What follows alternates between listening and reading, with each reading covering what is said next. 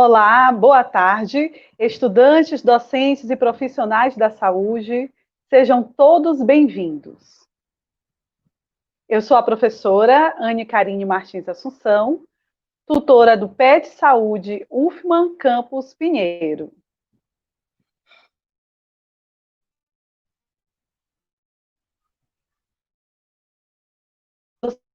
Sequência as palestras de tarde pela Covid-19, como a colaboração pode mudar essa realidade. E para tratar sobre esse tema, está presente a professora doutora Thelma Maria Evangelista de Araújo. Professora Thelma é enfermeira pela Universidade Federal do Piauí, mestrado e doutorado em enfermagem pela Universidade Federal do Rio de Janeiro, Escola de Enfermagem Ana Nery, é professora associada da graduação de enfermagem e do programa de pós-graduação, mestrado e doutorado em enfermagem da Universidade Federal do Piauí e do programa de mestrado da Renasf.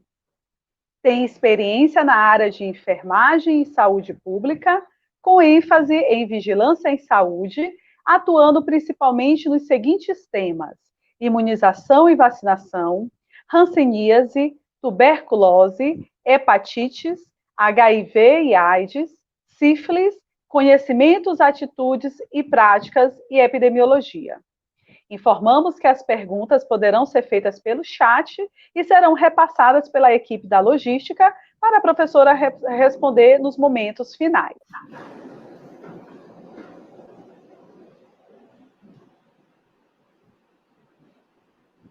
Com vocês, a professora Thelma irá iniciar sua apresentação.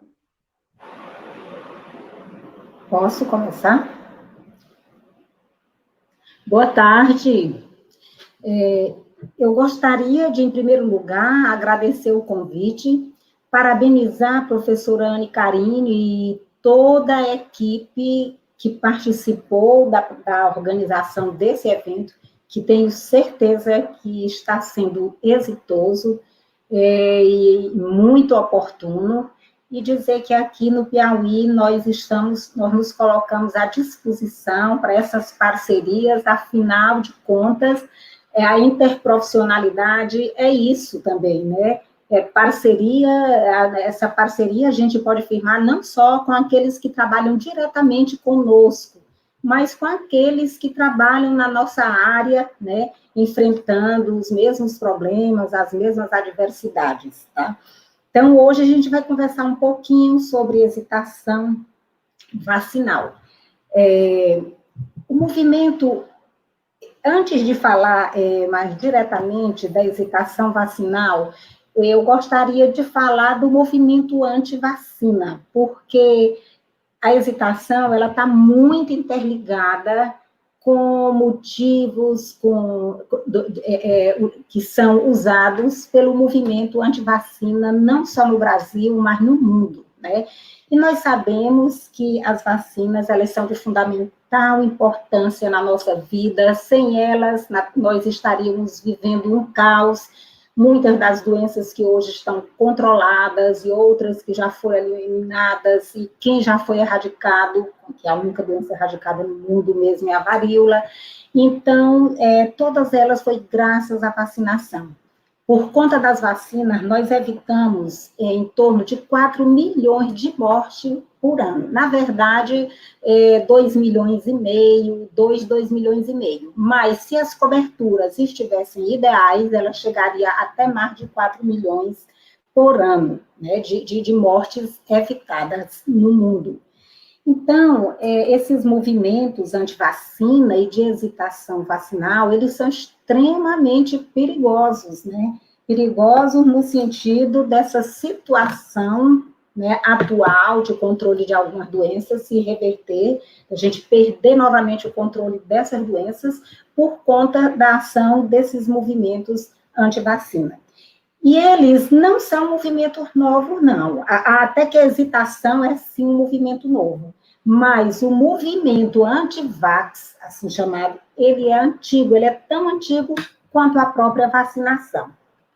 Vejam que desde 1788 a 89, alguns autores falam 88, quando Eduardo Jenner, aquele médico britânico, ele, vamos dizer, que caiba a ele a descoberta da vacina contra a varíola, porque ele já praticava a variolização há muitos anos, mas como ele desde menino observava que aquela cowpox do úbere da vaca, aquelas vesículas que havia lá que as vacas desenvolviam, e as mulheres que ordenhavam essas vacas, elas não contraíam varíola, elas desenvolviam uma infecção nas mãos, aquelas vesículas com pus, né? Mas no restante do corpo não aparecia e elas se expunham à varíola e não contraíam.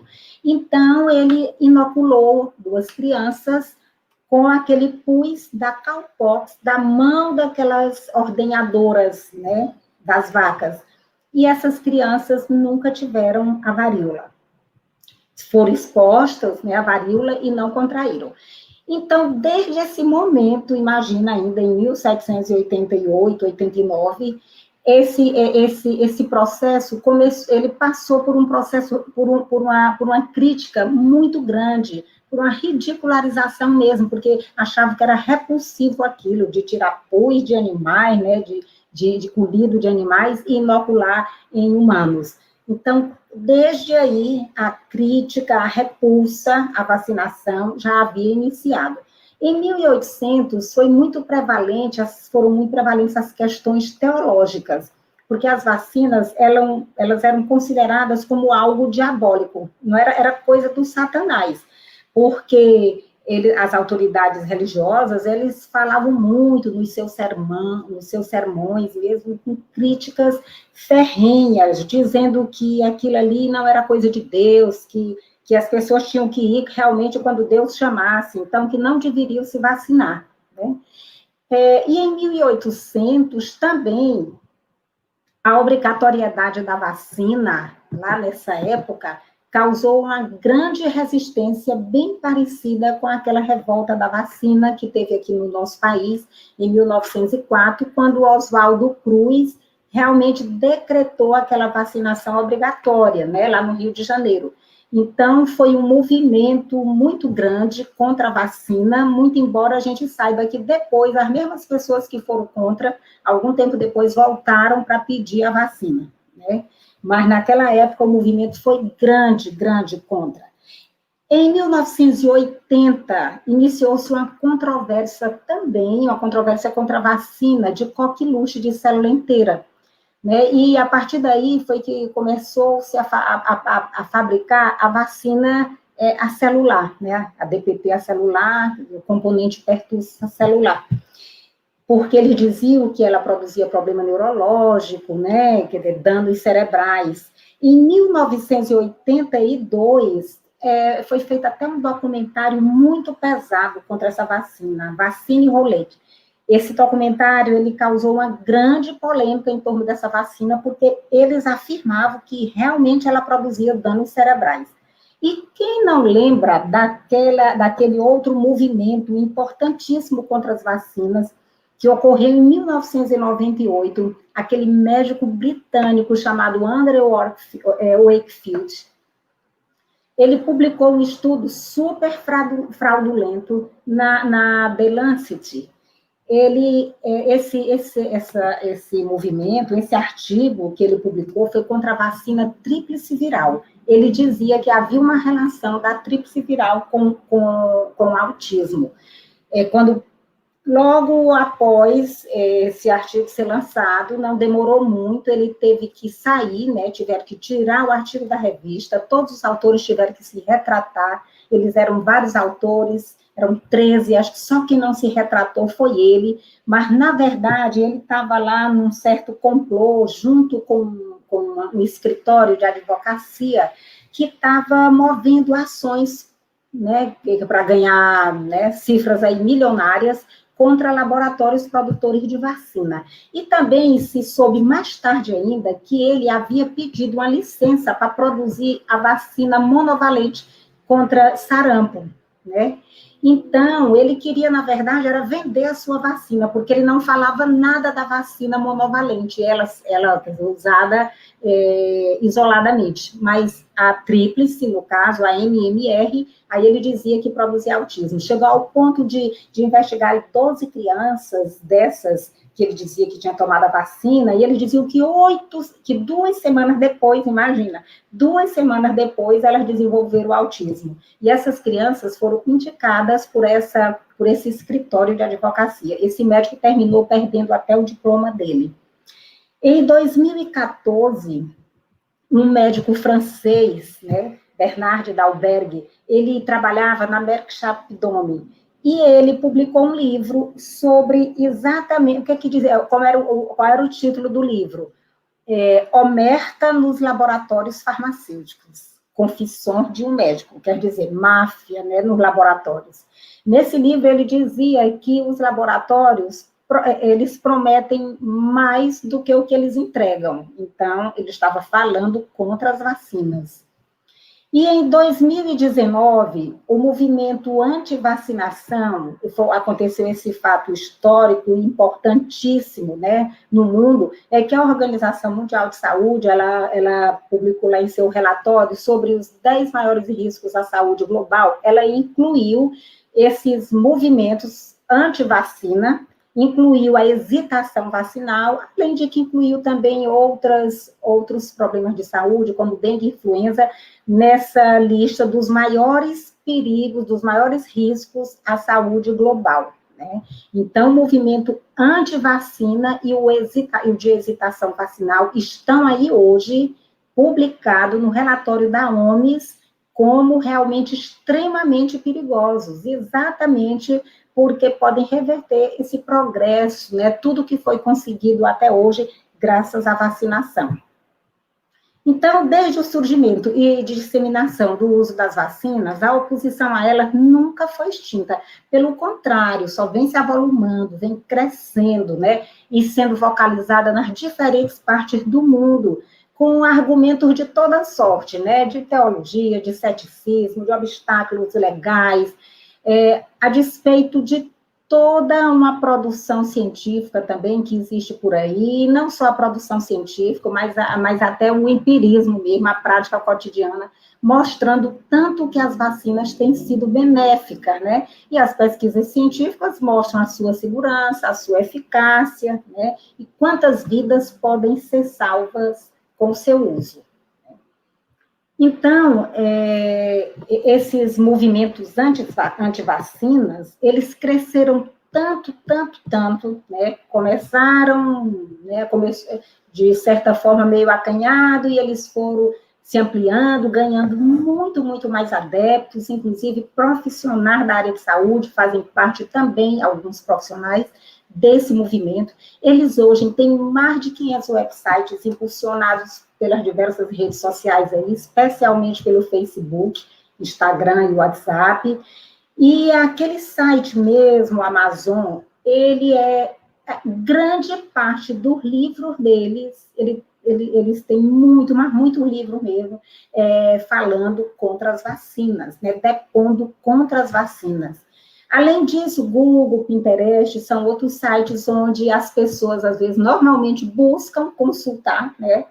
Buscam consultar para saber sobre vacinas, e lá eles encontram uma série de conteúdos que, na verdade, são imprecisos, duvidosos, mentirosos mesmo, sem fundamento nenhum, e as pessoas vão acreditando, né? Vão buscando o Dr. Google e outro dessa natureza e vão acreditando naquilo que está ali escrito, exposto.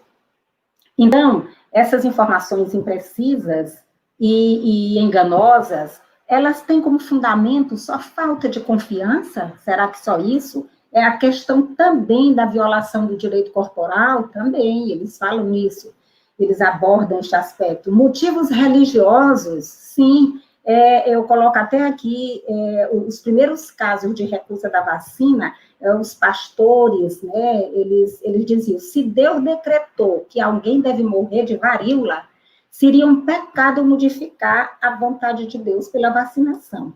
Então, vejam, um motivo religioso forte. Hoje, os motivos religiosos não são mais os preponderantes, né, nesses movimentos. Motivos escusos? Também, né? Quem sabe, muita gente aí, de repente, está lutando contra a indústria farmacêutica, contra a indústria produtora de vacinas, né? Problemas imunológicos são outros que alguns relatam. Tem uma corrente influente de profissionais de saúde, inclusive, que fala sobre a sobrecarga imunológica que as vacinas podem trazer. Eles dizem que essa administração simultânea ou administração combinada das vacinas, que isso aí pode trazer sérios problemas, quando vários estudos mostram que isso não é verdade, né? E eles dizem que, além disso, da vacina combinada ou simultânea, eles dizem que ela é agravada ainda pelo excesso de alumínio, né? Pelo excesso de albumina purificada de sangue humano, pela presença de timerosal e por uma série de outras coisas lá que eles acham que estão presentes na vacina e que pode sobrecarregar o sistema imunológico. E tem muitos estudos que mostram exatamente o contrário, que é importante fazer vacina simultânea, não só combinada, mas também simultânea, várias vacinas ao mesmo tempo, para evitar oportunidades perdidas de vacinação. E o fato de se administrar mais de uma vacina, né, no mesmo momento, na mesma oportunidade, não vai aumentar os eventos adversos por conta disso e nem sobrecarregar o sistema imunológico. Tem um livro do Dr. Guido Levi, que foi até vice-presidente da SBIM, é um grande infectologista, né? Ele diz, o nome do livro é Recusas de Vacinas, Causas e Consequências. Nesse livro, ele aborda bem essa questão aqui que eu estou falando. Primeiro, porque o alumínio que tem lá dentro da vacina é muito pouco, é irrisória a quantidade, né? Falar do mercúrio que tem lá no timerosal, a quantidade de mercúrio é mais que irrisória. E depois que surgiu aquele artigo daquele médico britânico lá no The Lancet, que falava que a MMR produzia autismo, poucos anos depois, nos Estados Unidos, surgiu uma onda muito grande, dizendo que o timerosal presente nas vacinas também causava autismo. Por conta disso, lá teve um bom tempo que o timerosal, que é um conservante, né, ele é um conservante das vacinas, ele foi tirado das vacinas, né, ao serem produzidas, já que havia toda essa rejeição das pessoas quando liam que naquela vacina tinha como conservante o timerosal. Ao invés de diminuir o número de autismo nessa época, foi aumentar. Então, tá claro que não tinha nada a ver esse timerosal, a presença dele, nem da albumina, nem nada disso com a sobrecarga. E quanto à história de fazer vacinas combinadas, nesse mesmo livro e vários outros artigos, nesse mesmo livro que eu estou falando, que é Recusa de Vacinas, Causas e Consequências, ele diz que uma criança poderia tomar até 11 vacinas simultaneamente, que se ela fizesse isso, ela sobrecarregaria. Se ela tomasse, que não há como tomar, não tem espaço para a gente administrar 11 vacinas ao mesmo tempo, né, numa pessoa, porque a gente não pode fazer uma vacina no mesmo sítio assim da outra, você tem que dar um espaço, então não teria como. E ele diz que mesmo que uma criança chegasse a tomar 11 vacinas simultaneamente, ela não ocuparia nem 0,1 do sistema imunológico dela. Então, todas essas coisas vão por água abaixo, com muitas pesquisas que têm saído com relação ao uso simultâneo de vacina e aos produtos contidos nela, né? E eles dizem também que a criança, o sistema imunológico ainda é muito imaturo, não tem condição de responder. Gente, uma criança tem condição de responder a antígeno até na vida intrauterina. Então, esse também não é um argumento, né? Um argumento sério. Então, vamos agora nos concentrar mais na questão da hesitação vacinal, que tem muitos motivos que são semelhantes a do movimento anti-vacina, porque o movimento anti-vacina é totalmente contra a todas as vacinas, e o de hesitação já não é. Nós vamos ver aqui a sua definição, a origem, algumas causas e consequências, e os desafios e perspectivas que nós temos aí à nossa frente. Por quê? A hesitação vacinal, ela é definida como um atraso em aceitar a vacina ou uma recusa no aceite dessas vacinas. Quer dizer, nem sempre há recusa. Às vezes a pessoa só não recebe a vacina ou não deixa o seu filho receber a vacina conforme está preconizado no caso do Brasil, pelo Programa Nacional de Imunização. Não deixa seguir aquele calendário de vacinação, nem da criança, nem do adulto. Eles tomam como eles acham que deve, com essa ideia de que é porque pode sobrecarregar o sistema imunológico, se tomar daquela forma. Então, é isso, eles não aceitam o esquema vacinal recomendado. Essa é a hesitação vacinal, né? E é um fenômeno que é muito complexo e é contexto específico, que varia não só no tempo, mas também de acordo com o local, de acordo com a vacina, de acordo com a situação financeira, com a condição financeira das pessoas, com o nível com a escolaridade, às vezes nem tanto, mas às vezes até isso, mas principalmente com o contexto social, cultural. Então, é um fenômeno muito complexo mesmo. Essa charge aqui, ela representa bem a hesitação vacinal.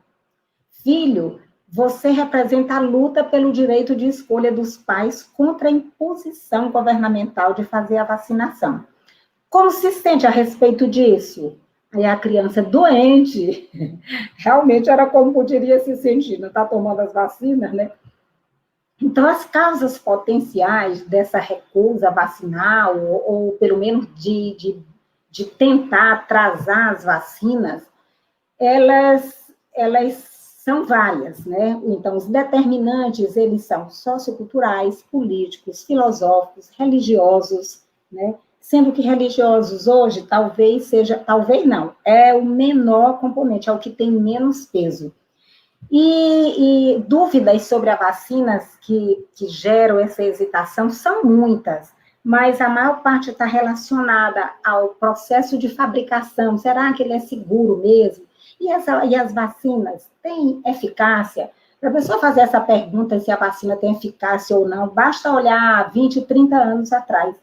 Ver até o começo da década de 80, quantas doenças descontroladas nós tínhamos aí. Né? Epidemias de sarampo, né? De 2 em 2 anos, na década de 70, na década de 80, a gente tinha epidemia de sarampo e várias outras doenças, tétano neonatal, como era a taxa do tétano, como era a poliomielite, como era a própria coqueluche. Então, discutir a eficácia quase está com uma venda nos olhos, porque basta olhar muito pouco tempo atrás, né, para ver a diferença que as vacinas trouxeram na vida, né, na saúde das pessoas. E também outra dúvida é com relação aos eventos adversos, né, se elas podem trazer potenciais eventos ou não. E hoje, a influência da desinformação, na tendência antivacina ou de hesitação vacinal é muito grande. Hoje nós temos aqui duas coisas, que é a pós-verdade e as fake news, né, que estão aí com tudo, e essa pós-verdade, esse termo, ele foi cunhado, né, foi conceituado pela primeira vez no dicionário inglês de Oxford, já no ano de 2016, porque eles colocam como pós-verdade o fato de que as pessoas, elas tendem a ser bem menos influenciadas por algo que é muito objetivo, né, que é muito racional e muito objetivo, e se influenciam por apelos, assim, emocionais, ou por crenças pessoais, por coisas mais superficiais, que realmente era quem não devia motivar, era quem não devia influenciar, né? Então, as coisas objetivas e racionais, às vezes, ficam rechaçadas enquanto a outra aparece, né? E as fake news, então, essas estão se tornando cada vez mais comum no mundo inteiro. A disseminação de falsas notícias é uma coisa incrível. E o Brasil, segundo alguns autores, é o país que mais produz, que mais dissemina e mais consome fake news. Então, é um grande risco, nós sabemos, agora mesmo, gente, nós estamos vivendo muito isso com essa pandemia que está aí assolando o mundo, né, a Covid-19, quantas notícias falsas saem por aí por dia, e as pessoas acreditam, uns acreditam, outros não acreditam. Com relação à vacina, então, está uma loucura, né? Eu estou até fazendo aqui uma pesquisa com relação à vacina, a adesão das pessoas, para ver como vai ser esta adesão a essa vacina, o que eles pensam, qual é a tendência, porque a gente não pode falar ainda de adesão em si, porque ainda não foi, a vacina ainda não foi nem produzida, mas está em produção. Mas a gente pode ver, pode investigar a tendência, né? Eu estou começando a fazer isso aqui. Aqui uma outra charge, né? Que é do movimento de hesitação e antivacina. Ninguém da minha família toma vacina porque não acreditamos nessa bobagem. Aí, e cadê sua família? Tá todo mundo lá em casa com sarampo. É o que se pode esperar, né? Se não toma vacina, a gente já sabe. Nós, todos aqui, sabemos que as quedas nas nossas coberturas vacinais já têm nos rendido muita coisa ruim, né? Vocês viram que o sarampo, que o nosso país, desde o ano 2000, que não tinha caso autóctone, voltou a ter, né? O vírus voltou a circular aqui, perdemos o certificado de erradicação e estamos aí correndo atrás, mas com muita dificuldade, porque hoje as pessoas não estão mais favoráveis à vacina como eram até a década de 90, né? Estamos com risco grande de poliomielite, porque tem pólio em várias partes do mundo, inclusive na Venezuela já teve caso de pólio, então nós corremos sério risco dela ser reintroduzida por aqui também, assim como várias outras doenças fugirem, né, do controle, doenças que já estavam sendo controladas. E esse comportamento, né, com relação à hesitação vacinal, como a gente já vinha falando antes, ele é influenciado por vários fatores interrelacionados. Por exemplo, a confiança, né, a complacência, a conveniência. Quando a gente fala de confiança, a gente está se reportando a história da segurança e da eficácia das vacinas, né? As pessoas que realmente hesitam quanto a se vacinar e a vacinar seus filhos, elas têm dúvidas sobre a eficácia, né, e sobre a segurança. Têm dúvidas sobre o sistema de saúde que fornece essas vacinas, elas têm dúvidas sobre a motivação de quem indica, né, dos gestores também, de quem indica, eu falo dos profissionais que estão indicando, sobre os laboratórios que estão produzindo, da seriedade desses laboratórios, e assim por diante. Tem a complacência, que diz respeito à baixa percepção de risco. Hoje, muita gente que tem 30, 40 anos e que tem filhos pequenos, muitas dessas pessoas não têm noção do que foi um sarampo aqui, nesse nosso país, do que foi a poliomielite, do que foi o tétano, do que foi várias outras doenças descontroladas que convivíamos com elas, porque eles são de uma época que os pais, há 30 anos atrás, há 20 anos atrás, levavam para vacinar. Então, eles não sofreram com essas doenças infecciosas aí. E aí, ficam com aquela baixa percepção de risco, achando que a vacinação não é necessária, que não há esse risco, quando a gente sabe que o risco é enorme, né? E também a conveniência. Para alguns, a questão da acessibilidade, não, que quando não é tão fácil, aí isso dificulta, né? A capacidade até de compreensão mesmo sobre as informações recebidas nos serviços de saúde, que nem sempre são recebidas, né, lamentavelmente. Ainda tem a questão da disponibilidade física, que tem muitos pais que não aceitam de jeito nenhum que seu filho receba 2, 3, 4 vacinas de uma vez, porque realmente eles acham que a criança é um sofrimento para ela ser furada 3, 4 vezes, mas é melhor que seja de uma vez do que fazer isso hoje, depois, daqui a uma semana, fazer novamente, na outra semana fazer de novo, né? Então, tem todas essas coisas. Além de que, em alguns outros países, ainda tem a questão da disposição para pagar, né, a vacina, não só da disposição, mas ter como pagar também.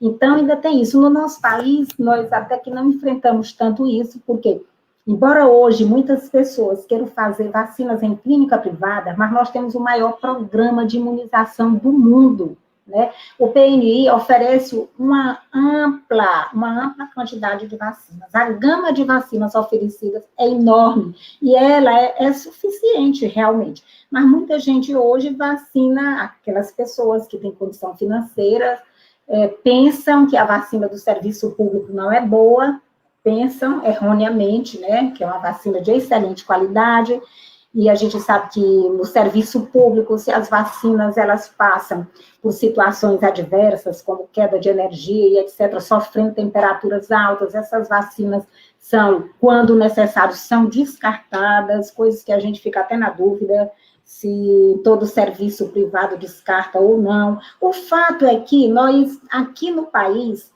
temos vacina, oferta ampla e gratuita, né, de vacina. Então, atualmente, o maior motivo de hesitação vacinal é atribuído à questão mesmo de confiança, né? Prevalece a opinião de que as vacinas não são seguras ou eficazes. O que dizer que a vacina não é segura é obrigado também a pessoa não ter a menor noção sobre o processo de fabricação de uma vacina, que leva 8, 10 anos, 6 anos, a vacina que levou menos tempo para ser fabricada, eu acho que foi talvez a MMR, poucas com a vacina da Merck Sharp Dohme, né, que só levou 4 anos. Por isso é que muita gente hoje tem dúvidas com relação à vacina da Covid, que as pessoas estão querendo colocar em larga escala com menos de 1 ano de produção, né? Mas isso não é o histórico da vacina contra as outras doenças. As vacinas que nós dispomos, todas elas têm um histórico de vários anos que são levados na sua produção. Elas são testadas, é claro, em cobaias animais, em cobaias humanas, elas são testadas inicialmente num grupo pequeno, depois num grupo grande, então elas são muito seguras, né? Existem outros motivos, como a possível superexposição do sistema imune, aquilo que eu já falei antes, né? E aí essas outras questões que eu também já falei, seriedade da indústria produtora, questões filosóficas e etc. Então, eles resumem esses motivos normalmente em 5 pontos. Achar que a vacina não é segura, que ela é ineficaz, que se já teve uma experiência ruim ou uma reação com vacinação anterior, não querem se submeter a uma próxima dose. Outras pessoas que, quando relatam que tem que tiveram uma reação, aquele outro que vai se vacinar já acha que não deve tomar, porque alguém teve reação àquela vacina, e às vezes, na maioria das vezes, a gente sabe que as reações, elas são leves, são transitórias, são benignas, né? E outras pessoas relatam que ela realmente não é segura. E com relação ao impacto nas coberturas, tem sido grande, né? Esse movimento, tanto anti-vacina quanto o movimento de hesitação vacinal, ele tem produzido queda nas coberturas vacinais, e grandes quedas. Na década de 1990, até a década de 1990, as coberturas vacinais, elas eram altíssimas, né? Na década de 80, era, mas principalmente na década de 90.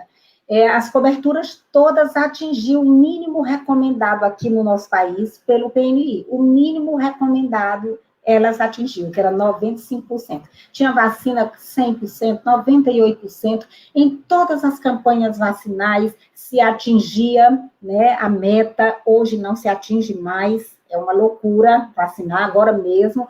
Estamos acabando a campanha, né, de poliomielite, contra a poliomielite. Não se conseguiu de forma alguma, mas andou muitíssimo longe. Em todas as partes do país se está tendo problema para atingir a meta. E desde 2016 se tem observado que as coberturas vêm caindo assim assustadoramente, tem declinado cerca de 10 a 20 pontos percentuais. Né? E isso, gente, tem como consequência o aumento da mortalidade, não só infantil e materna, mas da mortalidade também em outros segmentos populacionais, noutras faixas etárias. Né? São questionamentos comuns que a gente vê em quem compõe esse movimento de hesitação vacinal. Qual a real necessidade das vacinas? Ela é segura? Quais os possíveis eventos adversos? Eu já tive uma experiência negativa anteriormente. Será que ela pode se repetir se eu voltar a tomar a vacina? Será que a indústria produtora realmente é séria? E como é que é o transporte dessa vacina? Será que esse transporte, a forma como é transportada, mantém mesmo a conservação delas? E o profissional que vai aplicar, será que ele realmente é qualificado para isso? Ele recebeu bom treinamento? Ele sabe administrar a vacina corretamente? Então, são perguntas dessa natureza aí que normalmente são feitas, né? E nós, profissionais de saúde, nós temos toda a responsabilidade em buscar reverter esse movimento, né? Para isso é crucial, é fundamental que todos nós que estamos aí nos serviços de saúde, principalmente nos serviços de atenção primária à saúde, né? Nós temos que estar preparados para falar sobre vacina, né? Nós temos que estar colaborando um com o outro, não achar que vacina é coisa de enfermeiro, ou é coisa de técnico de enfermagem, ou sei lá de quem, é de todos nós todos profissionais, temos que estar imbuídos da responsabilidade de indicar vacinas, de falar sobre as vacinas, de orientar as famílias, de referenciar as pessoas para a sala de vacina, né? Porque as consequências da não vacinação são enormes. Então, enfrentar esse desafio começa por aí, pelo que eu estou acabando de falar, né, de todos nós colocarmos essa responsabilidade sobre os nossos ombros, de saber que nós somos fundamentais nessa questão. Eu não vou ficar lá no meu consultório, eu sou médica, não, deixa que os enfermeiros lá já vão falar de vacina aí para o pessoal, ou vou tratar aqui de outras coisas. Eu sou dentista, não, eu vou cuidar aqui da boca dele, deixa lá que não sei quem cuida da vacina. Não, eu sou dentista, atendo uma pessoa, atendo uma criança, eu tenho que perguntar à mãe, você anda com o cartão de vacina do seu filho? Olha, toda vez que vier a unidade, traga o cartão de vacinação, passe na sala lá de vacina e veja se tem alguma atrasada, veja se essa criança não está precisando tomar vacina. Então, isso é uma ação que cabe a todos nós que estamos dentro das unidades de saúde. É um serviço que precisa de colaboração de todos, de cooperação e de muito envolvimento, né? Então, vendo tudo isso, vendo que os programas de vacinação estão tendo muitas dificuldades, que a gente está retrocedendo, né, nesse aspecto, a Organização Mundial de Saúde criou no ano de 2012 um grupo para tratar dessas questões, para compreender melhor que movimento é esse, quais são mesmo os determinantes dele, o que está causando isso. Esse grupo foi chamado de SAGE, né? Work Group on Vaccine Hesitancy. Então, esse grupo, ele tem trabalhado com metas e objetivos definidos. Entre os objetivos, é monitorar a confiança nas vacinas e a recusa vacinal, né, por parte das pessoas, desenvolver intervenções de comunicação para evitar falhas na confiança das vacinas e evitar as consequências, né, da não vacinação para a saúde pública, que as consequências nós já vimos aí, quedas em coberturas, estourar epidemias por aí, diversas epidemias, né, não só de sarampo, mas outras poderão vir, né, de varicela, de coqueluche, outras mais de difteria, pode acontecer se continuarmos vacinando tão mal como estamos fazendo agora, né, e aqui a gente está só mostrando que esse retorno, por exemplo, a reintrodução do vírus do sarampo, ocorreu única e simplesmente porque, na verdade, as coberturas vacinais estão péssimas, estão caindo. Se alguém tivesse entrado aqui no nosso país com o vírus do sarampo e tivesse encontrado uma cobertura igual ou superior a 95%, ele não teria como circular. Então, realmente, o problema foi as baixas coberturas vacinais, né? Aqui eu já falei. Estudo realizado na Austrália foi feito com 165 pediatras, eles foram entrevistados, e como resultado, foi observado que 15% referiram que realmente discussões sobre a vacina raramente ocorrem, que eles não discutem sobre vacinas. Imagina, pediatra. Se fosse outra ramo da medicina, a gente ainda tem especialidade, mas pediatria, gente, tem que estar muito envolvido com a questão da vacina. Pediatria, saúde pública, infectologia, os ginecologistas, né, os obstetras. E 61% desses profissionais declararam discutir aspectos relacionados à vacinação frequentemente ou quase sempre. Até aí, bem. 25% deles relataram falta de confiança no seu próprio conhecimento, que talvez não discuta por isso, porque precisava se voltar mais para estudar mais um pouco sobre vacinas para poder orientar melhor. E 62% manifestaram o desejo de serem capacitados em vacinação. Muito embora, eu digo a vocês, na atenção primária à saúde, quando você faz cursos sobre vacina e chama diversos profissionais, só aparecem enfermeiros. Os outros profissionais, eles são, assim, pontuais, um aqui, um ali, outro acolá. Na verdade, eles falam que gostariam de receber capacitações, mas não se fazem presente quando são convidados. E um estudo de revisão integrativa, que foi uma revisão sistemática, na verdade, realizado em 2016, com 185 artigos, ele evidenciou que o conhecimento sobre as vacinas, sua eficácia e segurança, constrói a confiança do profissional e suas indicações, né? Quer dizer, favorece ele indicar os imunobiológicos. A maioria dos artigos revelou que o profissional adequadamente vacinado tem mais chance de prescrever vacina. E também ele trouxe à tona a necessidade de treinamento, de capacitação dos profissionais. Então, gente, o que deve ser feito para mudar essa realidade? A comunicação com pais e cuidadores sobre a vacinação de crianças para proporcionar de forma criativa e ética a promoção da vacinação. Como fazer isso aí? A gente sabe que não é só falar sobre os benefícios e desafios, a gente tem que falar, claro, disso aí, quer dizer, quais são as doenças que podem ser prevenidas, mas é preciso também que a gente dê outras orientações, né? Que a gente diga onde é que essa vacina é disponível, como é que quais são os possíveis eventos adversos, que eles são benignos, etc.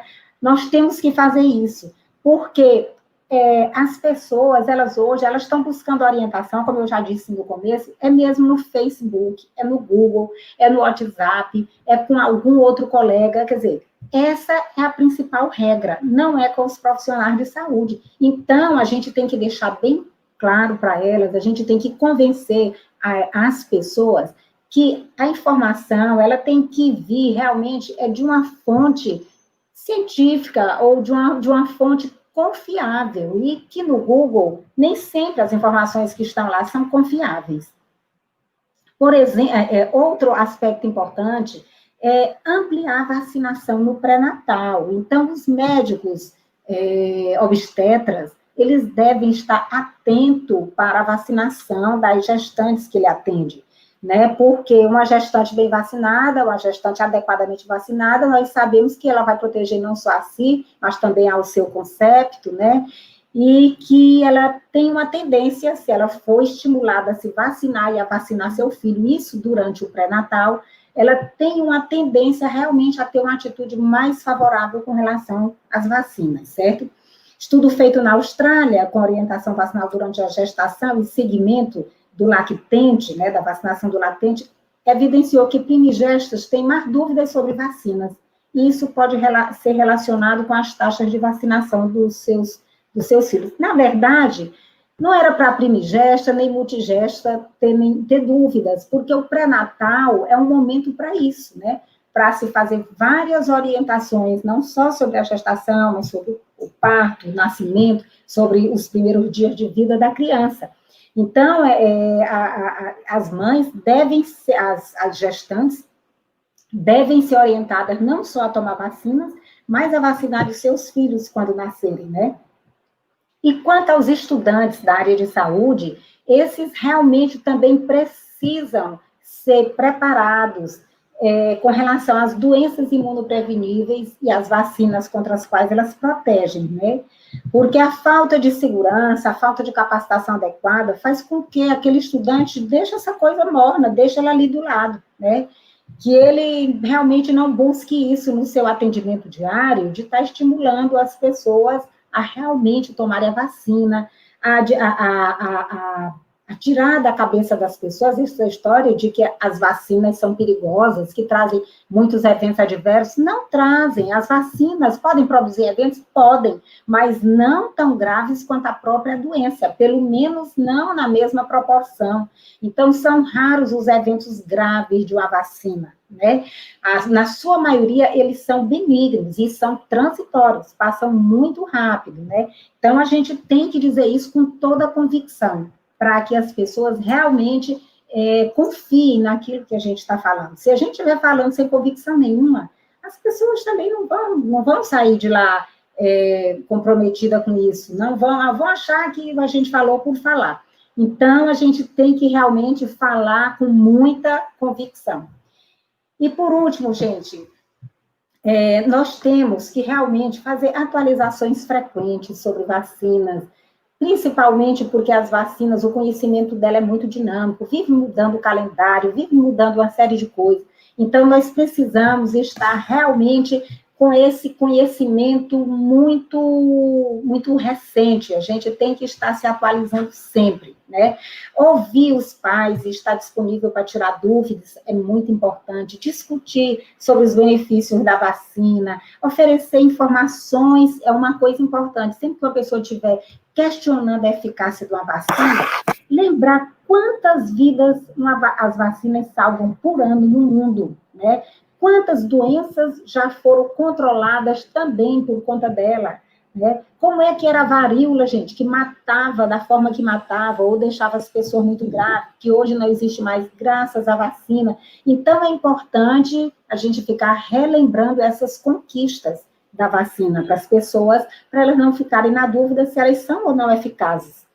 Sugerir aos pais que busquem fonte de informações seguras, né, de credibilidade, e não essas que são discutíveis, como é o caso de Google e outras mais.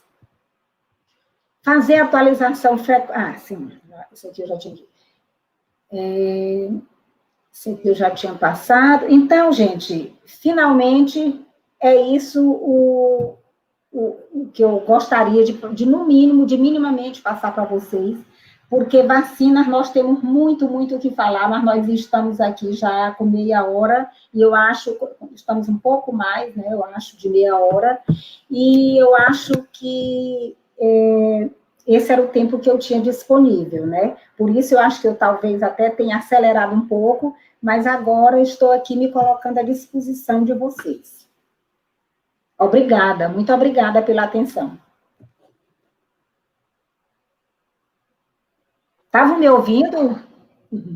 Estamos lhe ouvindo. Pode, a senhora pode interromper.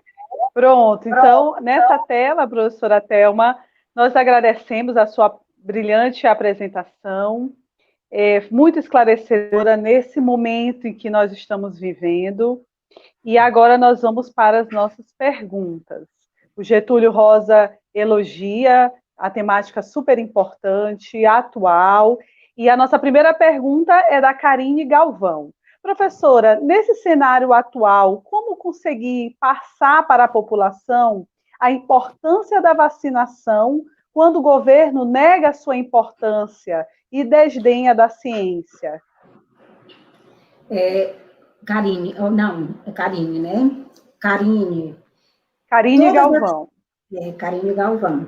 Karine, veja, tudo ao longo da minha fala, eu fui me posicionando sempre a favor de nós profissionais estarmos colocando muito nos nossos ombros, não só no nosso, nós profissionais temos essa responsabilidade, os gestores de saúde têm, os gestores maiores, políticos têm, né, todos têm essa responsabilidade de estar realmente valorizando essa conquista que foi a vacinação. Eu não gostaria nem muito de entrar nessa discussão de dizer que o governo nega a importância da vacina, porque, na verdade, isso aqui é uma coisa pontual. Aquilo que o governo está falando, e que eu não estou dizendo que eu sou a favor de jeito nenhum, ele está falando contra a vacina da Covid ser posta em larga escala para a população antes de passar por todos os testes e ser aprovada pela Anvisa. Essa, pelo menos, foi a fala que eu já ouvi do presidente. Olha que aqui eu não sou a favor, nem sou contra, né, a presidente. Eu estou falando que eu, pessoalmente, ouvi o presidente dizer que ele não aceitaria a vacina ser nem compulsória, né, porque realmente nós estamos numa época que não se admite fazer vacina compulsória, né, gente? A gente tem que ir pela informação e não obrigando as pessoas a se vacinarem. As pessoas têm que... Nós temos que promover a maior divulgação possível sobre os benefícios da vacina para que as pessoas compreendam e busquem sem ser obrigadas, né? Então, o que eu ouvi o presidente dizer é que nem aceita a vacina compulsória e nem aceita a vacina que não tenha sido suficientemente testada e aprovada pela Anvisa, que realmente todas as vacinas têm que passar pela aprovação da Anvisa, não é isso? Não sei, Karine, professora, creio que Karine pode dar o feedback no chat, e nós somos a favor das vacinas, né? Isso que é o mais importante. Com certeza.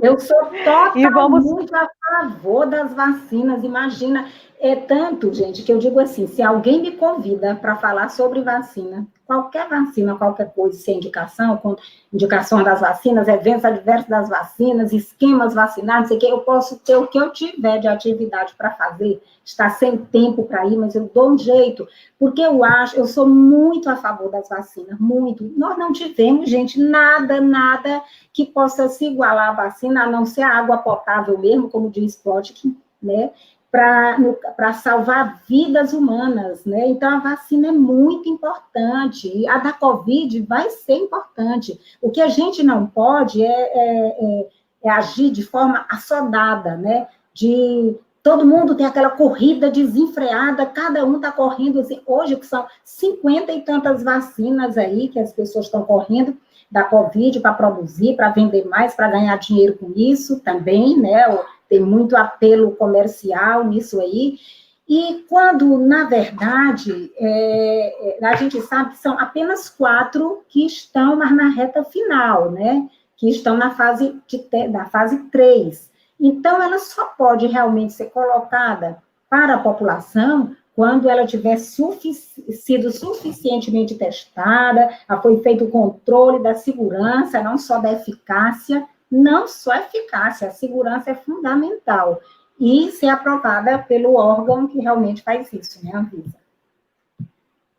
Perfeito. Vamos para a próxima pergunta, Laís Lucena. Professora, a senhora acredita que faltam campanhas publicitárias vacinais mais efetivas no Brasil? Acho. Laís, eu acho que falta. Você veja, eu falei que o movimento anti-vacinas hoje tem mais de 500 websites produzindo conteúdos contra as vacinas, né? Vamos ver o que nós temos produzindo conteúdos a favor. Quase nada. Lá nos Estados Unidos, a Academia Americana de Pediatria e também a Academia Britânica de Pediatria, eles fizeram contato com o Facebook, com o Pinterest, com o Google, com essas coisas, pedindo que eles divulgassem mais coisas favoráveis, né, campanhas favoráveis à vacina, e que deixassem de divulgar tantas campanhas contra a vacina, porque eles têm a consciência de que as vacinas são fundamentais, né?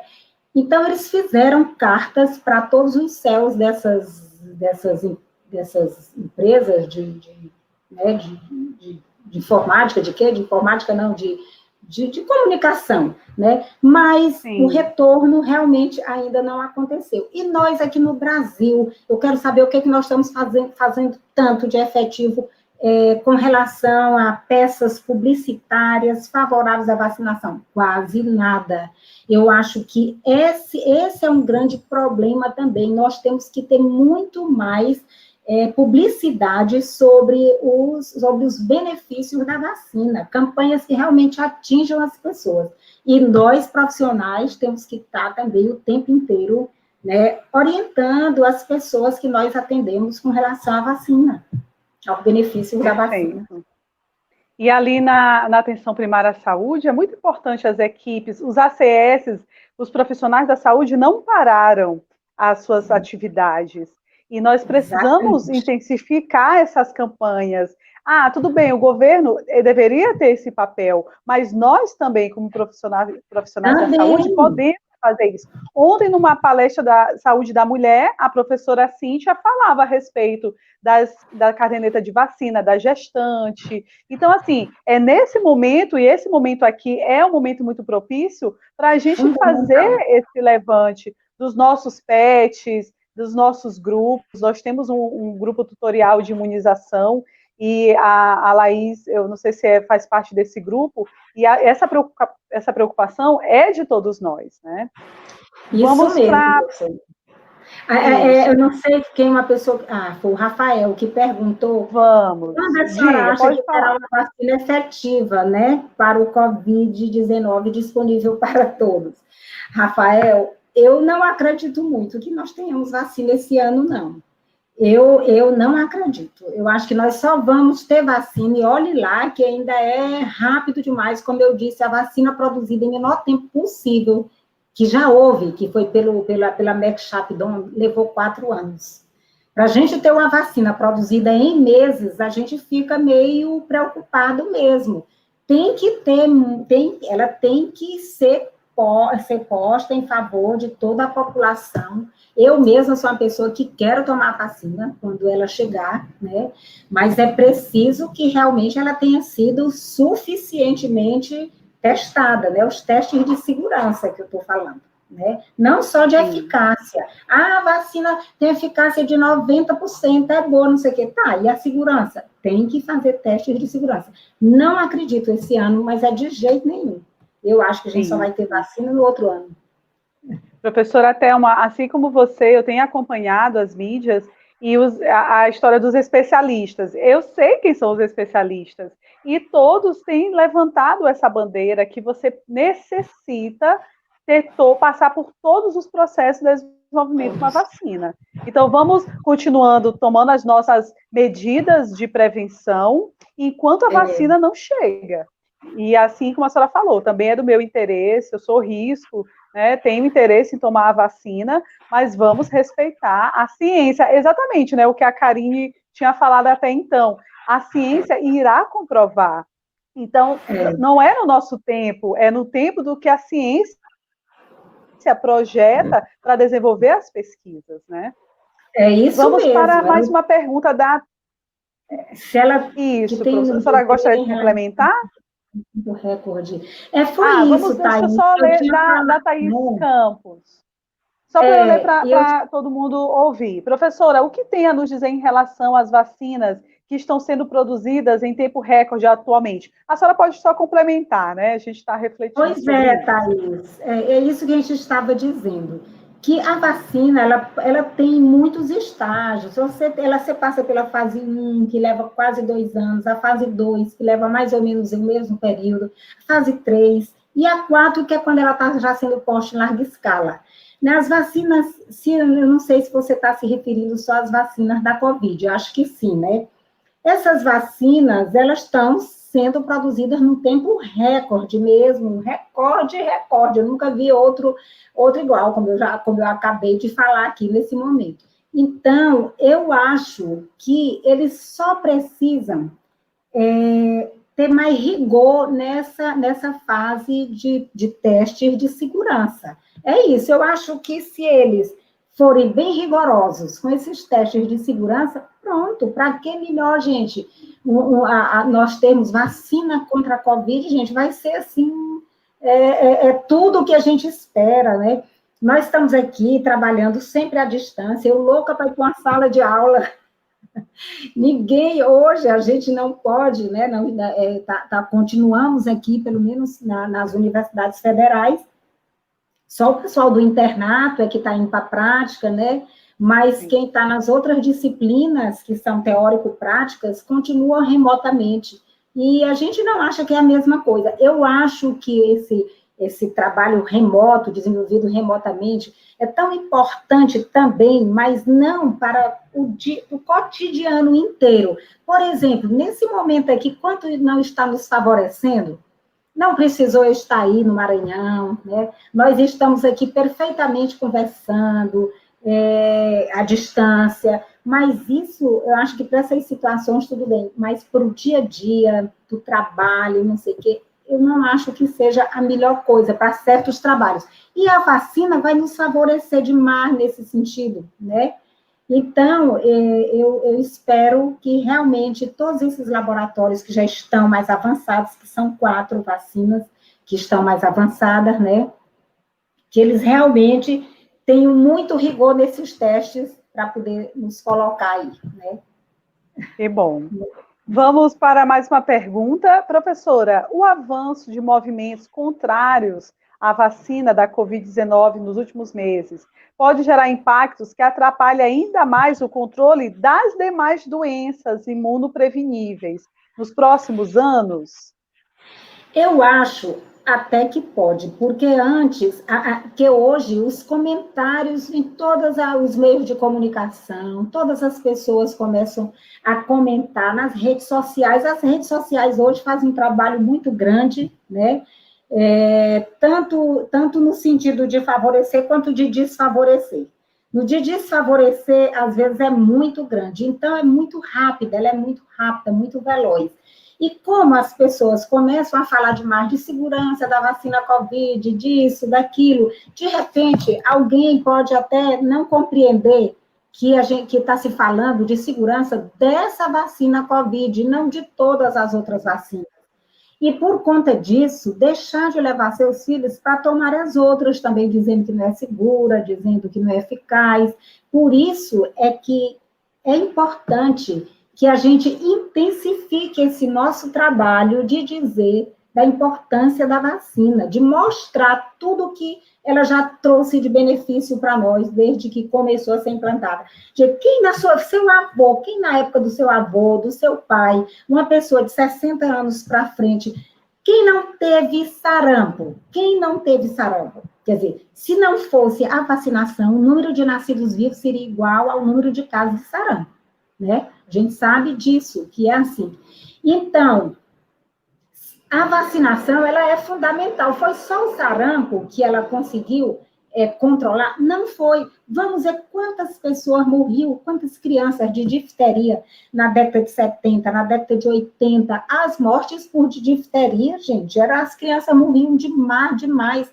Muitas crianças adoeciam e muitas morriam. Hoje, a gente vê difteria, você não vê criança morrendo com difteria. Então, a gente tem que estar relembrando essas coisas para a população. Dizendo que uma vacina ela só é exposta, né, para a população receber, quando ela é intensamente testada, quando já se vê que ela não traz problemas sérios a ninguém. E um evento adverso leve não é problema.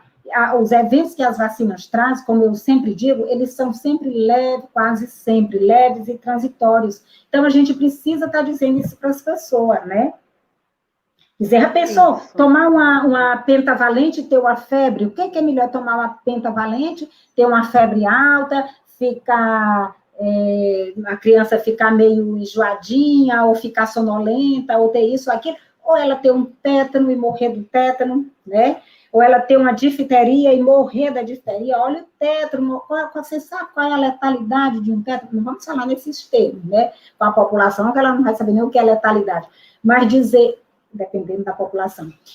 Mas dizer, você sabe quanto a difteria, o croup, que tem gente que nem conhece com o nome de difteria, né? Você sabe quanto o croup matava? Você sabe quanto tétano neonatal matava? mais de 50%, muito mais de 50% das crianças que tinham tétano morriam. Tétano neonatal. Então, as pessoas têm que serem relembradas constantemente desses benefícios que a vacina traz, né? Porque senão, e isso vai respingar, sim, nas outras vacinas, se nós não tomarmos essa atitude. Perfeito, concordo também. A Marisa Aranha, em relação àquelas pessoas que têm alergia à albumina, um dos componentes de algumas vacinas, como proceder? Por exemplo, a vacina tríplice viral, tem vacina que tem albumina, tem vacina que não tem, né? A vacina influenza também, e assim são poucas, não são muitas. Mas você, acredito que já saiba também, né, que isso é uma coisa que o PNI já discutiu, assim, amplamente, o Comitê Técnico Assessor Nacional, que não é uma alergiazinha simples à albumina que vai contraindicar a vacina que passou por um processo de filtração, lá no ovo embrionato, né? Foram poucas vacinas, são poucas, como eu já disse, é a tríplice viral, é a vacina para febre amarela e a vacina influenza. Então, tá, você, se teve uma alergia severa do tipo choque anafilático, aí, nesse caso, é que se contraindica, né? Do tipo choque anafilático. Se foi outro tipo de alergia, não contraindica, é para fazer com cuidado. Quando foi agora, nessa campanha de sarampo recente que a gente teve, o Ministério da Saúde chegou ao ponto de dizer que as pessoas que tinham tido mesmo alergia severa deviam ir tomar no ambiente hospitalar, assegurado de que tinha alguém que pudesse intubar, caso a pessoa viesse a desenvolver um choque anafilático, que pudesse intubar e que pudesse tirar aquela pessoa daquele choque anafilático, certo? Mas isso não é o comum. As pessoas, normalmente, quando tem alergia à albumina, não é aquela alergia do tipo, né, uma reação do tipo 1, não. Não, é uma reação mais leve, né? Nada de mais grave. E esses aí podem tomar. Esses aí podem. Pelo menos o Comitê Técnico Assessor Nacional tem muitos estudos nesse sentido. A professora... Isso, eu creio que seja a professora Marisa Aranha, ela ainda pergunta, em alguns casos específicos, o SUS disponibilizava vacina acelular? Disponibiliza, né, ainda, a gente tem a DPT acelular, uma criança que toma a pentavalente, e aí ele apresenta lá uma reação severa, e a gente não sabe a qual delas foi, né, se foi ao componente pertussis, qual foi o componente. Então, nesse caso, se manda fazer separado, hemófilis influenza, né, separado, pertussis acelular. Tem sim, o SUS ainda disponibiliza nos CRIAs e não só dos CRIAs. Quando é um caso de evento adverso, a sala de vacina pode pedir para a rede de frio estadual e a rede de frio tem a obrigação de mandar para aquela sala de vacina a vacina celular. Certo, professora, muito obrigada. Mais alguma pergunta? Rafael Mendonça. Sou técnico em enfermagem. Durante estágios na sala de vacinação em um centro de saúde, observei o quanto as mães são negligentes.